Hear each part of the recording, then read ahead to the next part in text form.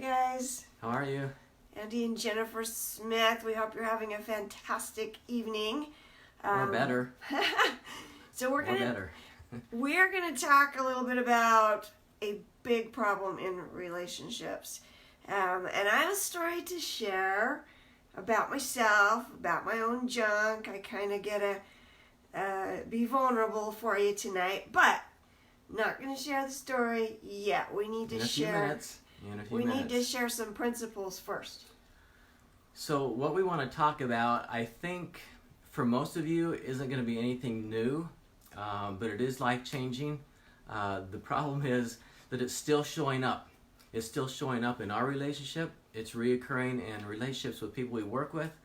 And here's what it is.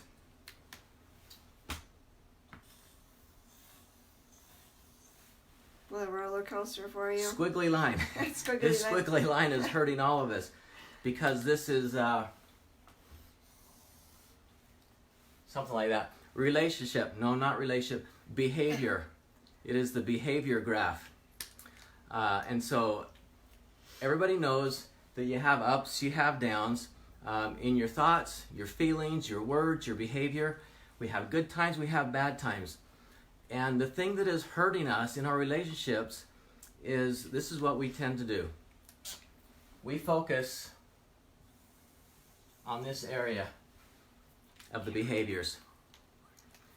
You can't even see that line, barely. Oh yeah, you can. We focus on everything down here. And you've heard this before. What you focus on gets bigger. Do you want this part of the graph to get bigger?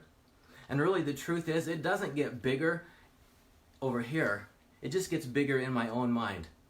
I know by personal experience that that is how it works. What you focus on gets bigger. When I saw all the problems in her, they got bigger. She didn't get worse. It got bigger in my mind, inside me. I saw it as it just escalated. So what we want to learn to do is focus on the top part. Hey. The top part, the behavior when we're here, and here, that's who we truly are. That is, our potential is even above that. But this is the good times. This is where we are at our best. That's our best selves. That's who we really are. This down here, that's when we're acting outside of our true self. And this is where we want to be. We all want to be up there. But it's really difficult.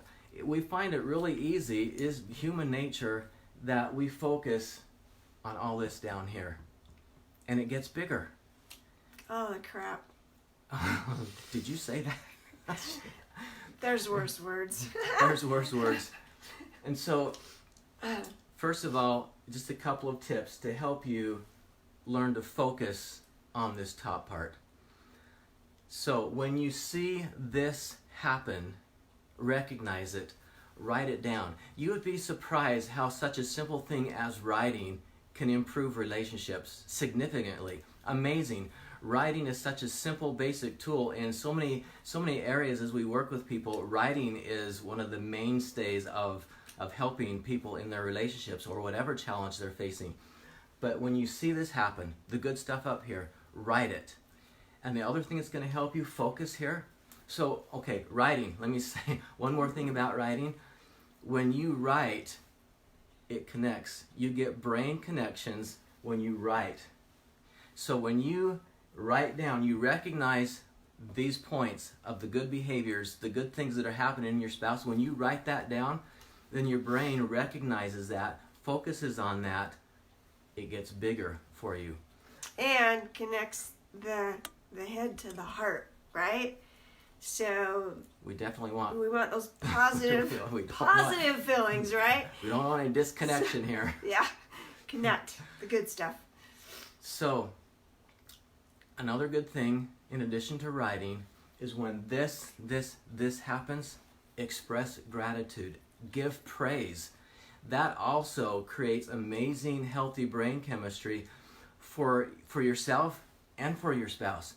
When you verbally or other ways recognize and give praise and thanks for these places where you love it, it's going to happen more.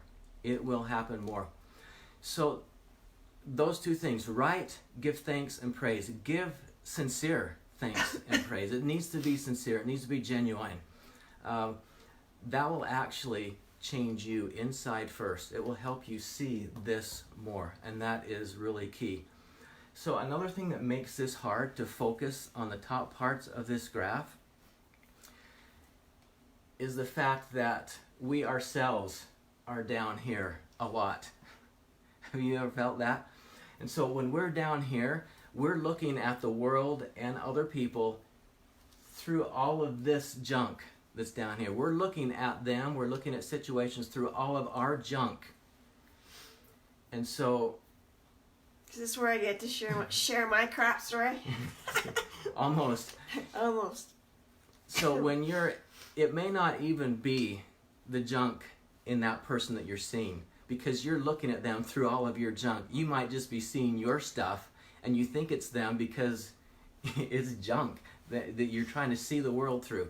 And, that's not physical eye seeing. You know that. This is spiritually, emotionally, mentally seeing. But when we're down here, it's really hard to see anything up here. Okay. Story time. Story time, yay.